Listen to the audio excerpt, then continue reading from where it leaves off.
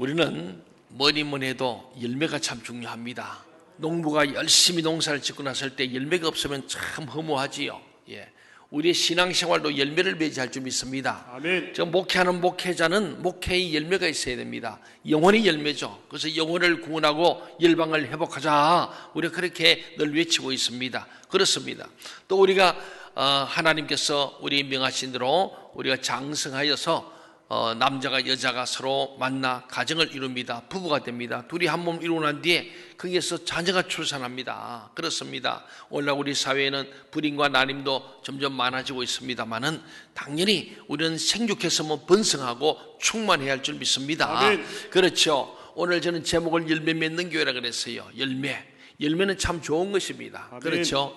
근데 열매도 좋은 열매가 있고 나쁜 열매가 있죠. 우리는 선한 열매를 많이 맺어야 할 줄 믿습니다. 아멘. 악의 열매는 맺지 않아야 됩니다. 좋은 나무는 좋은 열매를 맺는다고 말씀하시고 나쁜 나무는 나쁜 열매를 맺는데, 우리는 좋은 나무가 되어서 우리 주님의 뜰 안에서 자라는 백향목같이 종려나무같이 번성하고 정말 많은 열매를 맺는 우리 모두 되시길 바랍니다. 아멘.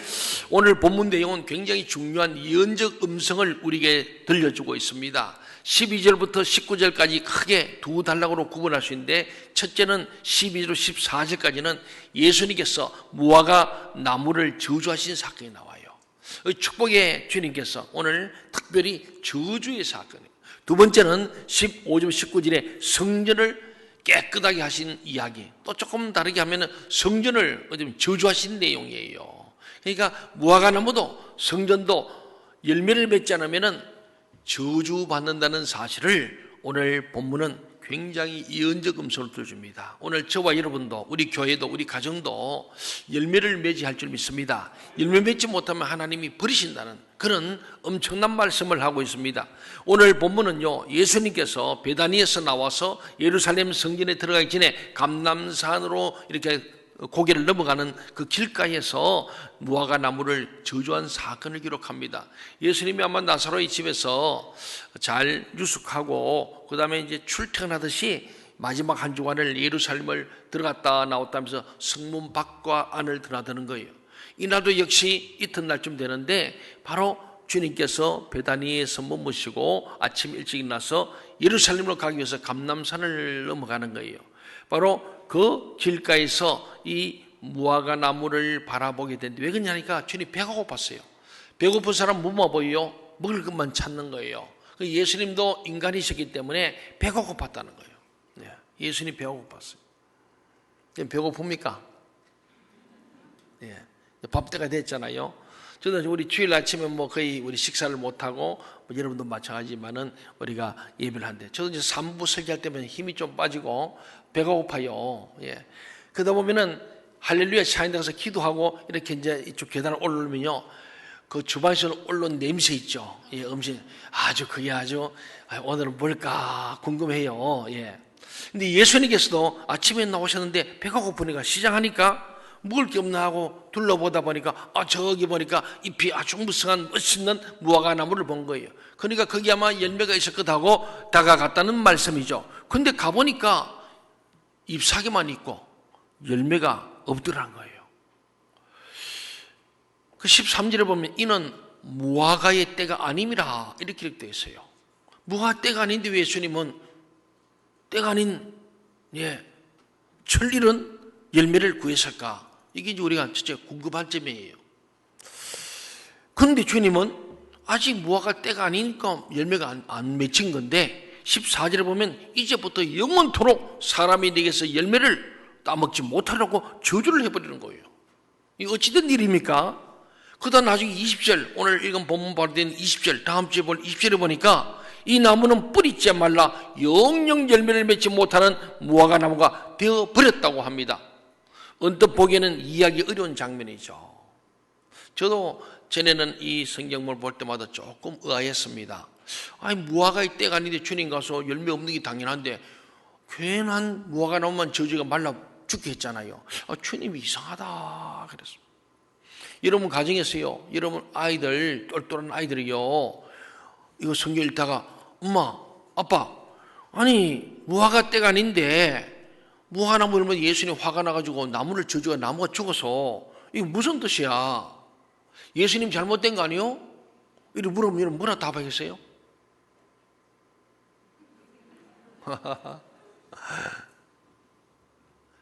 가끔 이 성경이 난해한 구절이 있습니다. 이 설명이 어려운 거. 아직도 설명 안 되는 부분들이 성경이 있습니다. 저도 못하는 게 있어요. 그런데 저도 이 말씀을 준비하고 또 전에도 말씀을 전했지만은 어제도 말씀을 준비하면서 참 곰곰이 생각해 보는 거예요. 이 내용을 이해하기 위해서는 첫 번째로 무화과나무가 어떻게 열매를 맺는지를 알아야 합니다. 알아야 돼요. 모르면은 오해하는 거예요. 많은 사람들이 무지가 오해를 낳고 오해가 편견과 바로 우리의 오만을 가져와서 많은 사회 문제가 일어납니다. 알아야 되는 거예요. 옛말에 저희 아버님께서 알아야 면장을 한다. 열심히 공부해라. 알아야 된다. 알아야 된다. 예. 아는 것이 힘이다. 뭐 그러지 않습니까? 예. 그러니까 알아야 되는데 모르면 그런 거죠. 근데 우리가 중요한 것은요, 무화과나무는요, 1년에 여러 번 열매를 맺는다는 사실을 알아야 됩니다. 우리 대부분 열매 가면 1년에 한 번 맺는 거예요. 감나무에는 한 번 맺는 거예요. 그렇죠? 대추나무도 그렇습니다. 밤나무도 그래요. 대부분 열매는 1년에 한 번 맺히니까 그렇게 생각하니까 우리가 이 풀리지 않는 겁니다. 근데 여러 번 맺습니다. 어떤 사람은 1년에 3번 맺힌다. 어떤 사람은 5번도 맺힌다. 나무 따라서 그 발육에 따라서 한 서너 번 열매가 맺힙니다. 보편적으로는 3번을 봅니다. 가장 주수확기 진짜 무화과 좋은 무화과나무 맺을 수 있는 것은 6, 7, 8월 이때가 예, 이제 다음 달 보세요. 6월, 7월, 8월 이때가 여름으로 들어갔는데 이때의 무화과나무가 가장 맛이 좋은 열매 맺습니다. 고전 3, 4, 5월에 맺는 것은 좀 쓰리건 열매고 또 9, 10월 달도 쓰리건 열매 좀 시원찮은 겁니다. 맛이 덜한 거라는 뜻입니다. 그래서 보통 3번 정도 무화과 나무가 열매가 열리는 것을 생각하는데 우리는 어쨌든 보면은 서리건 무화과와 자리건 무화과로 크게 구분할 수 있는 거예요. 그래서 히브리에서도 이 무화과를 지칭할 때 용어가 2개로 나타납니다. 하나는 서리건 무화과를 뭐라 하냐면 파괴라 그래요. 파괴. 우리나라 말하고 비슷한데 파과죠. 파과. 이 좀 흠 있는 그런 과일을 파과하는데 이 파괴가 뭐냐면은 파괴 그입니다. 파괴는 좀 서리건 거, 좀 맛이 덜한 거예요. 그런가 하면 잘 익은 이 감남 뭡니까 무화과 열매는 테에나 이 2가지로 구분해 사용하고 있습니다.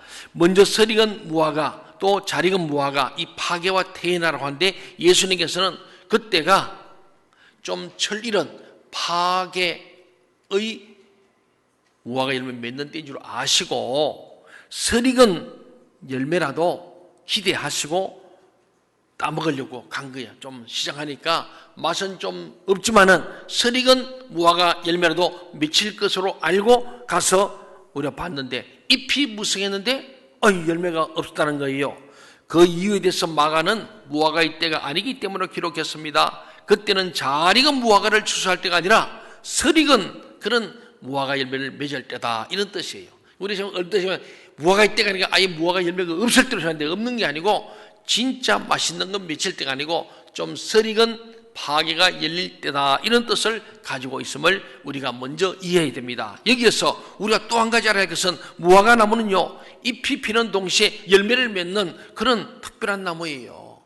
대부분 잎이 피고 꽃이 피고 그 다음 열매를 맺는데 이거는 사실 모든 과일나무와 좀 다르게 잎이 맺히면은 이미 열매가 있다고 보면 맞습니다. 그러니까 잎과 열매가 함께 맺히는 유일한 나무가 무화과 나무는 겁니다. 어떤 사람은 먼저 봉우리가 맺히면서 이 열매 봉우리 맺히면서 무화과 열매가 나오고 그 다음에 잎이 피기 시작하는 게 무화과 나무라고 이야기합니다.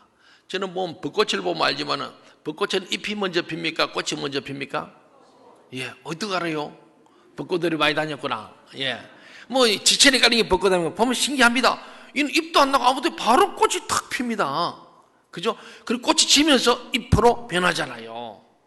그같이 무화과 나무도 보면은 먼저 열매 봉우리가 맺히면서 그 후에 잎이 나는 거예요. 그러니까 잎이 있다는 것은 뭐가 있어요? 열매가 있다는 거예요. 예수님이 그걸 잘 알기 때문에 잎이 무성을 보니까 저긴 틀림없이 열매가 있겠구나. 그렇게 보고 갔는데 열매가 없었다는 얘기죠. 그렇습니다. 중요한 것은 무화과 나무는 잎사귀가 무성하면 반드시 열매가 있어야 한다는 말씀입니다. 이것을 아시고 예수님께서 무화과 나무에 잎사귀가 무성한 것을 보시고 가까이 가셨던 거예요. 그러니까 예수님은 실수가 없고 잘못됨이 없습니다. 우리 이해를 못해서 그러지. 이해가십니까? 예. 그래서 마가는 왜 이러한 기록을 남겼을까요?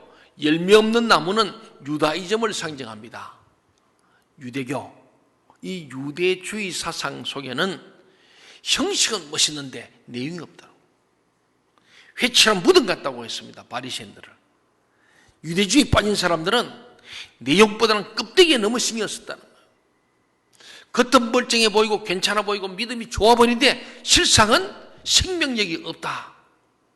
예, 아주 무덤을 멋지게 회칠을 잘하게 하얗게 만들어놨는데 그 속에는 썩은 송장밖에 없는 것처럼 유다이즘을 말할 때에 바로 열매 없는 나무를 상징하는 것이고 열매 없는 나무는 유다이즘을 상징합니다. 혹은 하나님 앞에서 영적인 열매를 맺지 못하는 이 성전의 모습을 이야기하고 있는 것이 바로 열매 없는 무화과 나무를 상징하는 겁니다.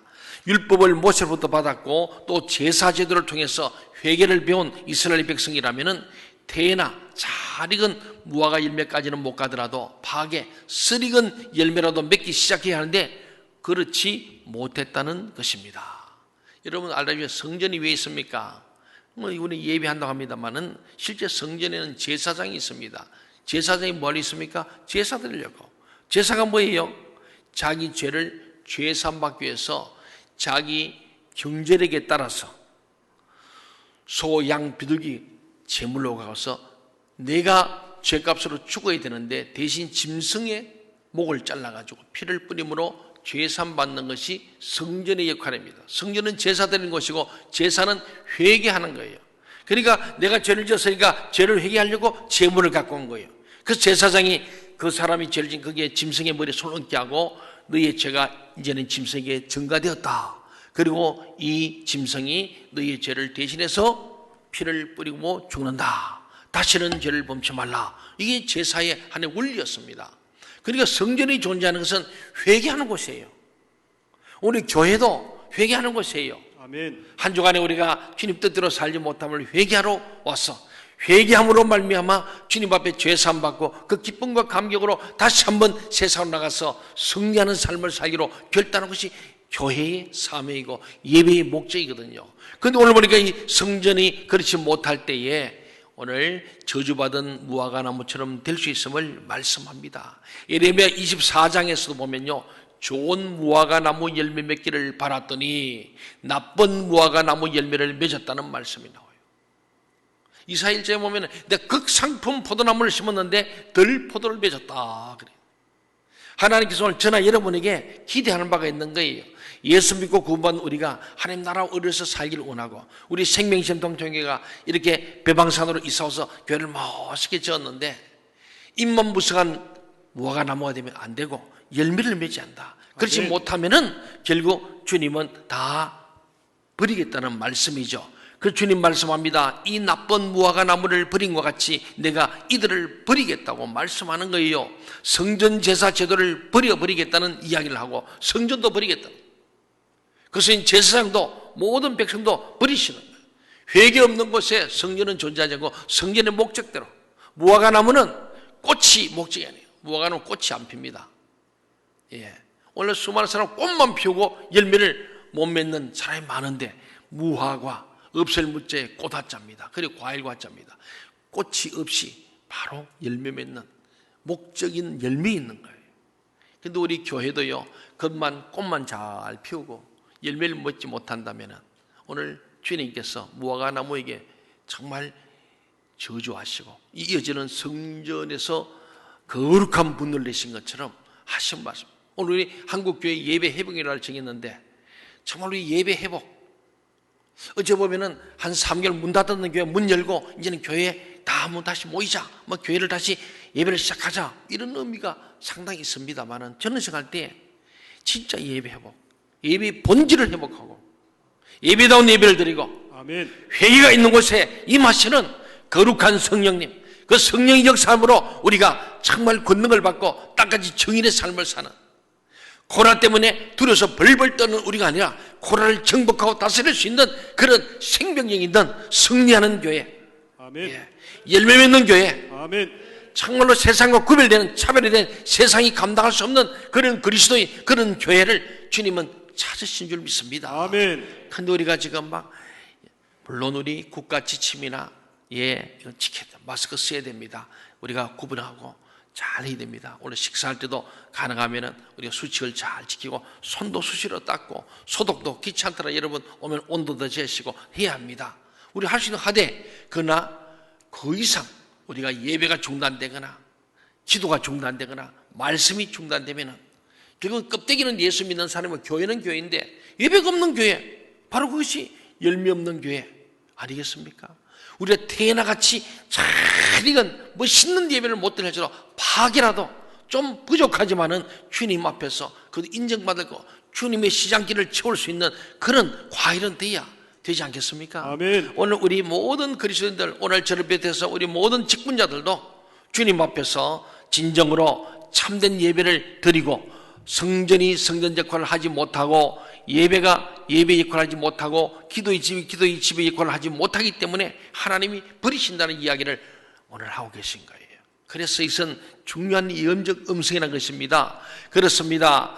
하나님께서는 우리에게 오늘 말씀합니다. 20절에서 뿌리째 말랐다고 하는 이 말은 15절 19절에서 이제 이어지는 말씀입니다만은 성전이 성전답지 못하고 교회가 교회다워야 되고 예배가 예배되게 하는 일이 없으면은 버림을 당한다. 우리 한국 교회가 하나님께 버림을 당치 않는 것은 진짜 예배를 회복해야 합니다. 아멘. 우리 교회가 이 아름다운 성전이 정말 입만무성하지 않고 하나님의 진짜 칭찬받고 하나님께서 정말 우리를 향해서 참 잘했다고 상급 줄 수 있는 그런 교회들이면은 열매를 맺는 교회 될 줄 믿습니다. 아멘. 그렇습니다. 15절 19절을 한번 살펴봅시다. 예수님이 예루살렘에 들어가셨는데 예루살렘을 보기 위해서 들어간, 예수님 도시 구경하러 간 게 아니에요. 주님 목적은 성전을 보기 위한 것이에요. 하나님의 집, 성전을 보기 위한데 과연 성전은 무화과나무 열매를 맺고 있는지, 참된 예배를 드리고 있는지 보기 원하셨던 거예요. 오늘도 주님이 우리 이 교회 오시면은 이 교회가 건물 얼마나 잘 지었나 이렇게 보는 게 아니고 이곳에 참된 예배가 드려지는지, 아멘. 죽은 자를 살리고 죄인을 의인되게 하는 아멘. 그런 생명력 열매가 있는 교회인가 아닌가 보시는 거죠. 아멘. 그런데 성전에 주님이 딱 들어가면 어떤 모습이었어요?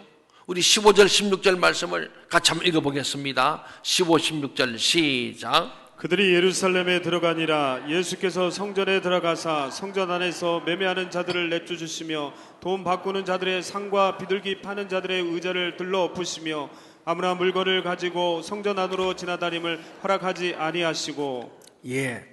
예수님이 들어간 성전, 아마도 성전이 성전산이 있고 거기에 큰 뜰이 있어요. 이방인의 뜰이, 넓은 뜰이 있고 저 끝에 지성소와 성소가 있는 바로 성전이 있습니다. 그 앞에 제사장들이 있고 또 여인들의 뜰이 있고 이렇게 나누어져 있습니다. 아마 이런 곳에서 예배하게 모인 장소에 온갖 제사를 위해서 돈 바꾸는 자와 재물, 짐승들이죠. 재물들을 사고 파는 상인들이 가득 차 있는 모습을 보시면서 주님이 거룩한 분노가 일어난 거예요.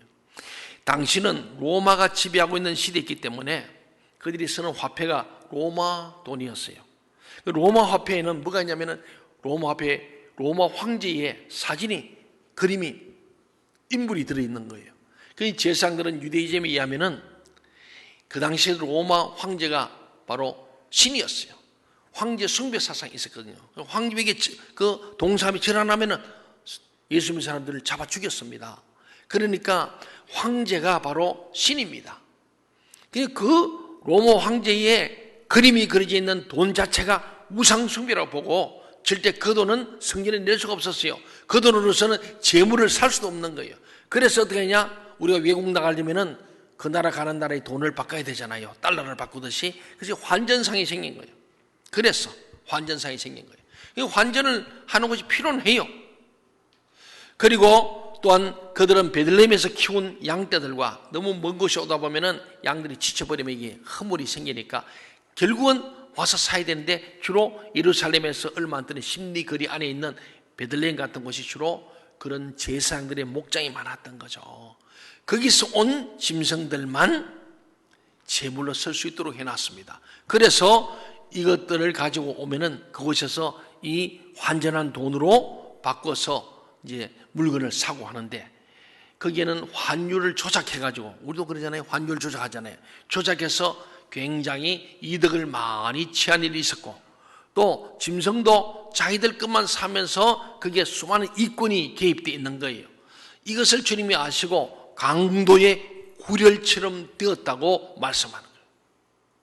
날강도 같이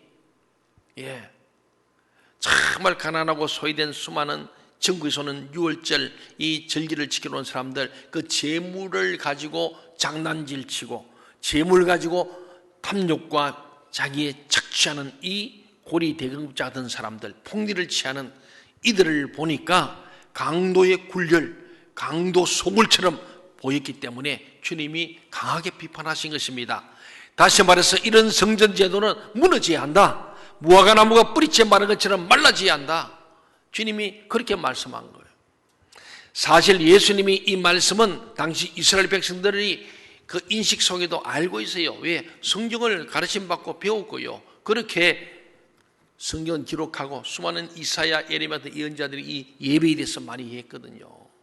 이사야 1장에 보면요, 내가 극상품 포도나무를 심은데 너희가 들포도를 맺다고 아주 탄식합니다. 저 성전문 좀 닫아버리라. 그렇게 마당만 바른다. 그렇게 얘기할 정도로 예배는 관심이 없고 우리 그 전에 제사는 관심이고 제법에만 관심 있는 것처럼 그런 예수님 당시 성전의 제도와 제사 제도를 보면서 주님은 굉장하게 거룩하게 분노하신 거예요.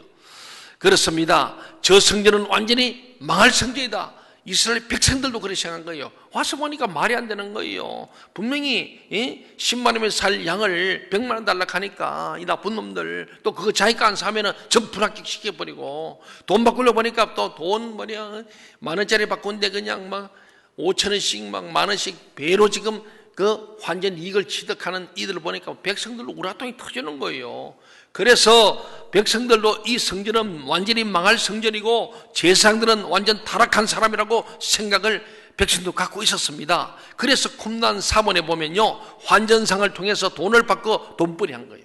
환전을 통해서 그게 이분을 많이 취하고 또 하나님께 드릴 재물들을 높은 가격에 팔아가지고 폭리를 취해서 돈 버는 제사장들이 타락에 대해서 많은 그런 사례 이야기들이 기록되어 있음을 봅니다. 예수님은 이미 거기에 대해서 알고 계셨죠. 그래서 백성들을 대언하는 예언적서로 백성들을 대신해서 소리를 크게 내가지고 꾸짖고 행동으로 채찍으로 짐승들을 몰아내시고 이 참 가판들을 막 둘러 엎으셔버린 거예요. 주님 한번 상상해보면 얼마나 화나시겠어요. 그러면서 예수님은 오늘 본문 17절에 나오죠. 기록된 바 내 집은 뭐하는 집이라? 만민이 기도하는 집이라 칭함을 받으라 하지 아니하였느냐? 막 아마 주님이 강조했을 거예요. 내 집이 만민이 기도하는 집이라고 내가 하지 않았느냐? 그런데 이게 뭐냐? 예배하고 하나님 앞에 진정과 신령으로 제사를 드리지 않고 회개는 없고 회개될 종교 지도를 향한 강력한 비판하시는 거죠. 그들을 꾸짖습니다. 만민이 기도하는 집이라는 이야기는 구약에서도 나오죠. 이사야 56장 7절 하반절에 보면 이는 내 집은 만민이 기도하는 집이라고 이사야의 말을 통해서 백성들이 알고 있었어요. 또 에레미야 7장 11절에 보면 내 이름으로 일컬음을 받는 이 집이 너희 눈에는 도둑의 소굴로 보이느냐. 그렇게 에레미야는 책망하는 내용이 에레미야서에 나옵니다. 한마디로 제사 제도는 타락하고 있었고 무화과 나무는 열매를 맺지 못하고 있었다는 내용입니다. 오늘 주님께서는 그 말씀하는 거예요. 성전을 세워놓고는 하나님 앞에 백성들의 죄를 사유는 제사장의 사명 감당치 않고 돈벌이나 하는 이 나쁜 놈들, 백성들의 피를 빨아먹는 이런 아주 악한 이 강도들 두려운 말씀이죠. 두렵고 떨리는 말씀이에요. 오늘 주님께서는요, 예레미야, 이사야뿐만 아니고 수많은 말씀 나오는데 오늘 주님께서도 어쩌면은 공생일을 시작하면서 맨 먼저 하신 일이 화를 내신 거예요. 왜? 마치 입만 무성하고 번다로 해가지고 열매를 많이 맺을 것 같이 보이는데 실상 들어가보니까 열매가 없는 무화과나무. 성전에 와서 정말로 하나님 앞에 예배될 이 교회가 들어보니까 예배는 없고 만민이 기도하는 집인데 기도는 없고 장사꾼들로 가득 차고 그 꼭대기에 있는 이 제사장들, 지도자들이 거기에 이권 개입해가지고 그것도 권력이라고 권력에서 돈을 벌고 있는 이 모습 속에 이 강도들 주님 그래 말씀한 거예요. 사랑하는 여러분, 여러분은 어떻습니까? 혹시 잎사귀만 무성한 그런 예배를 드리고 있지는 않습니까? 만약 좋은 무화과가 맺혔더라면 한국 사회에서 혹은 어느 나라든지 예수 믿는 사람들이 손가락질 당하지는 않을 것입니다. 태나 잘 익은 무화과 열매를 맺었더라면, 아니 설익은 파악의 열매라도 맺었더라면 무화과의 흉이라도 냈을 텐데 그조차 못하고 있다는 사실. 교회가 완전할 수는 없겠죠. 그런데 좀 부족하지만은 그래도 교회가 교회다움이 있어야 돼요. 아멘. 그 오늘 한국교회 예배 회복했는데 진짜 예배가 회복돼야 되는데 아멘. 이 예배가 사람 끌어모으는 예배, 돈 모으는 예배, 하나님의 뜻과 상관없는 그런 교회라면은 우리는 주님에게서 저주받아 말라버릴 무화과나무가 되고 주님 와서 둘러엎으시는 성전이 될 수밖에 없음을 오늘 말씀하고 있습니다. 만약 우리가 이런 성전 예배를 드리고 있다면, 이런 열매 맺지 못하는 삶을 살고 있다면 회개해야 합니다. 아멘. 예배는요, 우리가 기뻐 뛰며 찬양하는 게 있지만은 근본적으로 회개죠. 아멘. 성전에 와서 제물을 드리는 것은 양과 소를 데리고 오서 돈을 바꾸고 뭐 짐승을 사는 목적이 뭐냐? 내 죄를 회개받고 싶어서 제사 드리러 오는 거예요. 아멘. 근데 회개는 없고 강도들만 가득 찬 장사꾼만 가득 차고 짐승만 우거리는 그 성전을 뜰을 보면서 주님은 너무너무 분노하시고, 그래서 미리 무화과나무의 열매 없음을 보고 저주해서 말라버립니다. 20절에 보면은 오늘 성전도 결국은 이런 성전 필요 없다, 헐어버리라 하시는 주님의 말씀처럼 우리는 우리 자신을 돌아보고, 저는 목사로서 또 여러분 각 직분자로서 나는 정말 어떤 열매를 맺고 있는가? 가까이는 우리 가족, 우리 가정이 정말 주님 앞에서 참된 예배를 드리는 가정인가? 교회만 나와서 직분만 가지고 있고 연수만 채웠지, 명실상부 이름과 실제 과실이요. 무화과나무에는 꽃이 아니라 과일을 맺는 이 명실입니다. 상부, 부합하는 거예요. 그리스도인 교회는 명실상부니까 예수님처럼 살고 예수님의 뜻을 이루고 아버지의 뜻을 이루고 하나님 나라를 이루는 것이 명실상부한 교회 아니겠어요? 아멘. 그 반대로 유명무실이죠. 유명무실, 이름은 있는데 열매가 없는 거예요. 지금 이 무화과나무가 이름은 무화과나무인데 유명, 이름은 있어. 주님도 보니까 무화과나무 잎도 멋있어요. 100% 무화과나무 맞아. 그런데 무실, 열매가 없다. 오늘 저와 여러분의 신앙생활, 우리 가정, 우리 가족들, 또 우리 교회, 이 민족이 유명무실해서 주님에게서 책망받고 말라버리고 망하는 것이 아니라 명실상부해서 하나님 앞에 칭찬받고 쓰임받는 우리 교회, 우리 성도들이 다 될 수 있기를 바랍니다. 아멘. 이것이 오늘 본문을 통해서 하나님 주시는 중요한 메시지입니다.